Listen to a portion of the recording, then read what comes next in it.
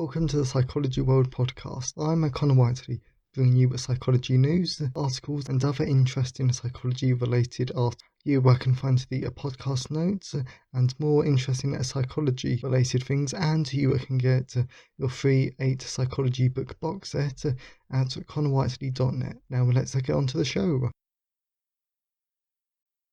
Hello everyone, and welcome to episode 44 of the Psychology World podcast with me, Connor Whiteley, and today's episode is on 5 ways to help overcome social anxiety, and it is the 23rd of July 2020 as I record this. So moving on to the psychology news section, and of course we're reading from the British Psychological Society Research Digest. Plant cognition deserves greater attention in a comparative psychology, paper suggests. Comparative psychology is the study of animal behaviour and its psychological underpinnings, but the term wasn't always this restrictive. Until about 1930, plant behaviour, so you should be interested, was also featured in texts in the field. Now, Umbrio Castello at the University of Purdue, sorry if I've butchered that name, and if you know that place, argues that it's high time that plants regain their rightful place in the study of psychology of non-human organisms. In a paper suggested by the Journal of Comparative Psychology, Costello gathers together a section of recent evidence that plants can communicate, remember, recognize kin and decide and even count, all abilities that one would normally call cognitive if they were observed in animals. Far from being hardwired, inflexible respondents to a changing world, they can adapt to change, benefit from classical conditioning, and even come to make predictions about the future. There's more than an improved understanding of plants at stake, writes Costello, as plants should be considered cognitive agents. As such, they offer a unique opportunity for a comparative approach, which can potentially lead us to the roots of cognition. So this, I think, is really interesting. Personally, I'm not going to look into this, but I think it could be quite interesting if we can learn more about ourselves from plants. Because, I don't know, I just think it's a really interesting idea. So if any of you are thinking about researching and have no idea what you want to research, then actually check this out and actually give it a thought, because I think it could be really interesting in the future. So another one is engaging with the arts is related to greater well-being, but it's not entirely clear why. Social isolation and fears of our family and friends, as well as ourselves, have all affected psychological well-being during the COVID-19 lockdown, but being able to visit an art gallery, theatre or music venues may also have taken its toll. Not being able to, sorry. According to new research, such experiences contribute to well-being in a way that watching a sporting event, for example, does not.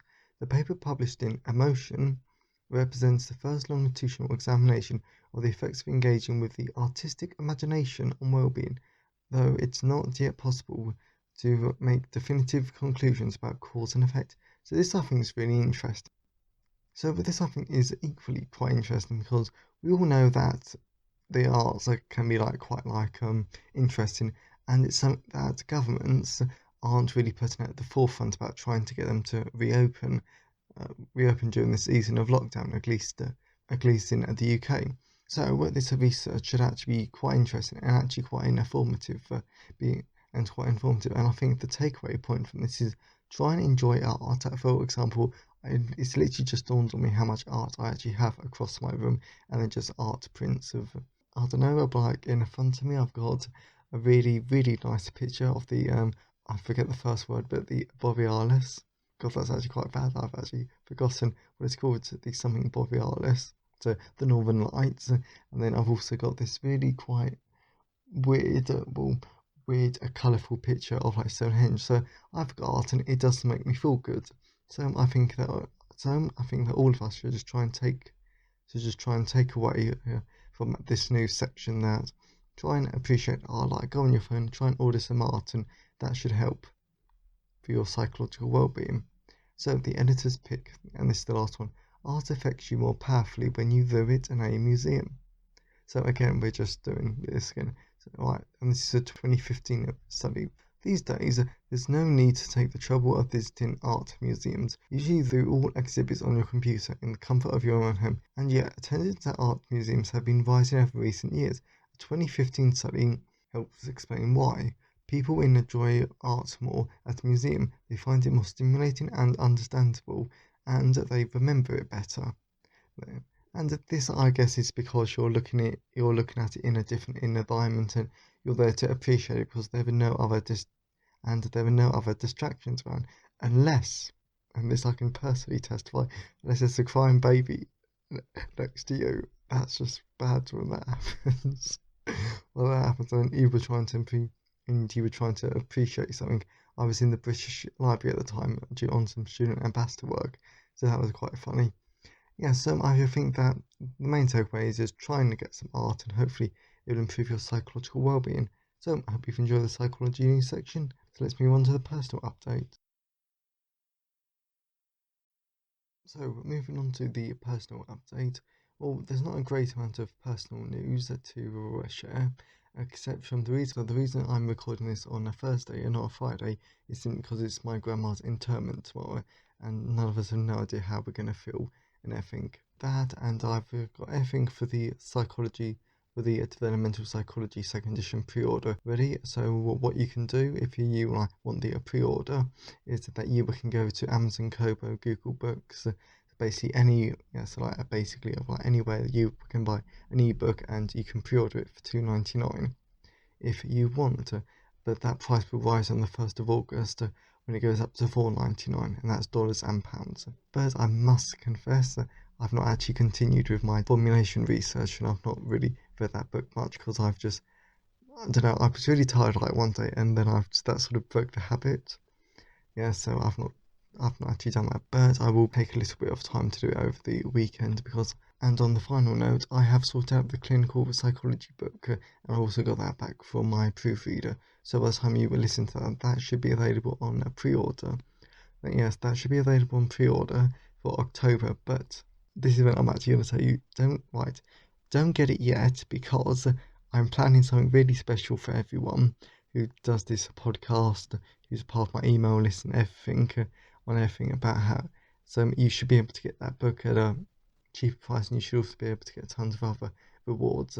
You would go to any retailer, check it out, see if you're interested in it, but don't necessarily pre-order it just yet, because I've got a special idea for everyone. That should be happening during the month of September, but more on that in the future. So today's highlighted product is my brand new Developmental Psychology second edition book, which you can find on all major ebook retailers. So here's the blurb. Do you want to learn about child development? Do you want to learn how a child develops cognitively, language and more? Do you want an easy to understand and engaging guide to developmental psychology? If the answer is yes to these questions, then this is the book for you. As in this book, you will learn about a wide range of topics of developmental psychology, such as brain development, the effect of social interaction and culture upon our development, how children learn language, and much, much more. By the end of this book, you will have a great understanding of a range of topics in developmental psychology, all explained in an easy to understand way. If you like this book, then you will enjoy my social cultural psychology second edition as well. Buy today to start learning about developmental psychology and some of the topics that I'm really interested in. So it all goes into the introduction, so what actually is developmental psychology. Attachment, it goes into a lot about attachment, gender identity, cross-cultural development. That's a really good chapter, I think, and tons more, including it does take a rather in-depth look at language. So if you're interested in developmental psychology, then please check that out. And also, if you want to support the show personally and get tons of rewards, then please just check out Patreon, or patreon.com/Connor Whiteley. That is at patreon.com/Connor Whiteley. So let's move on to the content part of today's episode.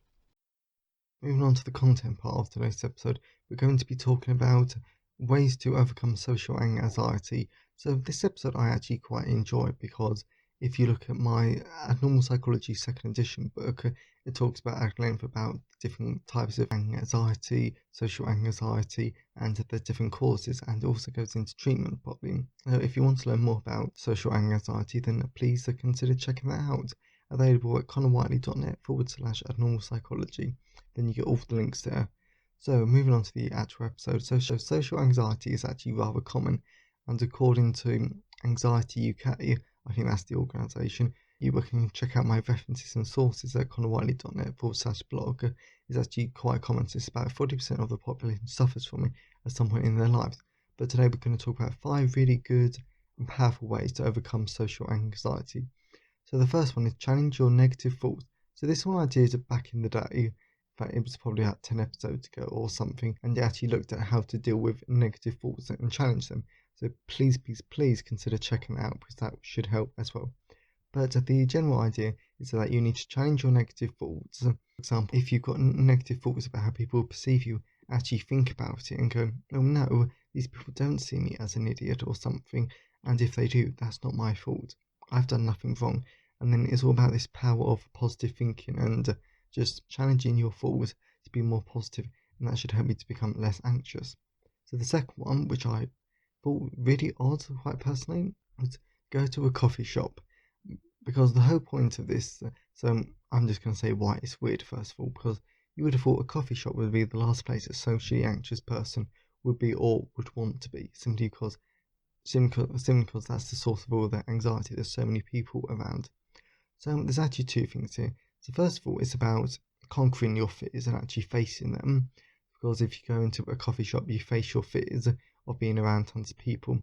But the thing that the article actually looked at was that, well, if you do something you enjoy in a place that you don't enjoy, that can help it. So if you like watching films, then consider watching a film at a coffee shop, because you're doing something that you enjoy, but you're doing it in an uncomfortable situation. So whilst you're doing something that you're enjoying, you're getting used to stuff that you don't enjoy. I hope that makes sense. But it's just something to think about. This also goes for other social situations. So the third one is adopt a healthier lifestyle, because the mind and body are linked. For example, in this clinical psychology book, I actually talk about the mind-body link, because anxiety is actually a great way to show it. Because when you've got anxious feelings, that's the mind part, you'll get quite sweaty and you get sweaty palms, that's the body. So you can clearly show to clients, also known as patients, that the mind and the body do interact. Yes, and that the whole point of this one is that if you make small changes to your lifestyle, then you can improve your self-confidence, and by extension, this helps reduce your anxiety. So the first one is that you should probably try and avoid caffeine drinks and energy drinks, because both these are stimulants, and because this makes your body a lot more active, and to put it in, for lack of a better term, this actually makes your anxiety worse. This makes you more anxious. So that's not good, because nobody wants that. And then you've also got to make exercise a priority. Yes, I know lots of people are thinking, well, how can we exercise during the current time, which is the COVID-19 pandemic? But I'll address that in a minute, because I'm sure that there's going to be people in the future who will listen to this, who hopefully aren't experiencing the pandemic. So even if you just go on the bike, even if you just go to the gym, or even if you just simply take a walk, that's still exercise, and you'll still get the exact same benefit, because you'll be releasing the hormones and neurotransmitters associated with exercise and feeling good, and you will feel better, and that will reduce your anxiety. And then going back to the COVID-19 pandemic, this is a hard one, because thankfully this is a very global audience, and I love you all. It's just so great to have so many different people listening to this each week, and you don't know how grateful I am. Yeah, so this is a difficult one, but even if you just, I know it sounds really stupid, but even if you just walk on the spot or run on the spot in your house or in your apartment, it's something that is still exercise. And yes, you might feel stupid doing it, but you're still getting the full benefit of exercise. So that's just one thing. But even if you just go for a walk, then that's something else. I know it's a difficult one, so hopefully there'll just be some ideas that you can benefit from. And then at number 4, find social situations and engage. And this is also something that goes back to facing your fears.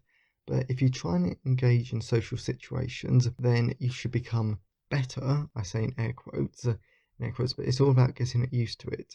For example, if you find a situation you don't like, find a way how to slowly get yourself into it. For example, something I quite recommend is try and find a social anxiety support group, because these are people you can relate to. You can talk about your problems, and you might learn this amazing technique that other people use to help manage their social anxiety that you don't use. So that's just one idea. And then the final one is number 5. This is very important. be kind to yourself. No one is perfect. We all take different amounts of times to adapt, to learn, and to implement these things. Just be kind to yourself and just go at your own pace.